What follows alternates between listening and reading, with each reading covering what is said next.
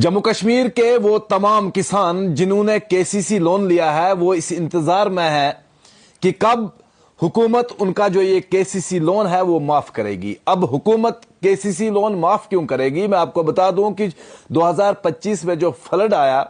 जिसमें लोगों के जमीनें खत्म हो गई, लोगों की फसलें खत्म हो गई और साथ में बहुत सारे लोगों के मकानात जो थे वो भी तबाह हो गए। सबसे ज्यादा परेशान वो किसान हुए जिन्होंने केसीसी लोन निकाला था बैंक से,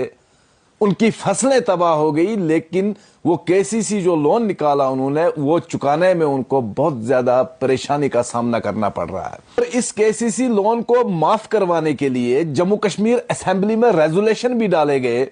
और जम्मू कश्मीर हुकूमत के बहुत सारे जो एमएलए साहिबान हैं उन्होंने भी कहा कि केसीसी लोन जो है ये माफ होना चाहिए। जिन गरीब लोगों ने केसीसी लोन निकाला है और उसके बाद उनकी फसलें जो है वो बारिश की वजह से तबाह हो गई, उनका ये केसीसी लोन माफ होना चाहिए। लेकिन हुकूमत की तरफ से अभी कोई जवाब नहीं आया और ना ही इन लोगों का जो केसीसी लोन है वो माफ किया गया। लिहाजा जम्मू कश्मीर की सरकार के साथ साथ मरकजी हुकूमत से भी ये गुजारिश है जम्मू कश्मीर के उन गरीब किसानों की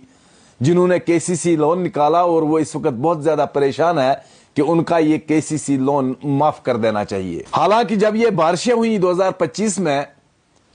जिनमें बहुत ज्यादा तबाही हुई, सरकार ने यह कहा कि उन लोगों को मुआवजा दिया जाएगा जिनका नुकसान हुआ। बहुत कम लोगों को मुआवजा मिला और यह भी कहा गया था जिन लोगों ने केसीसी लोन निकाला है उनके लोन के बारे में भी सोचा जाएगा, उनका लोन माफ किया जाएगा। लिहाजा हुकूमत को चाहिए कि इन लोगों के साथ इंसाफ किया जाए, इन जमींदारों के साथ इंसाफ किया जाए, उन लोगों को, उन बेनिफिशरीज को जिन्होंने केसीसी लोन निकाला है उनको आइडेंटिफाई किया जाए और उनमें से जिन लोगों की फसलें नुकसान हुई है, जिन लोगों की जमीनों का नुकसान हुआ है, उनका वो केसीसी लोन माफ होना बहुत जरूरी है ताकि आगे चल के वो फिर से अपनी जमीनों को ठीक कर सके और फिर से अपनी जमीनों में फसल उगा सके। लिहाजा अगर आपने भी केसीसी लोन निकाला है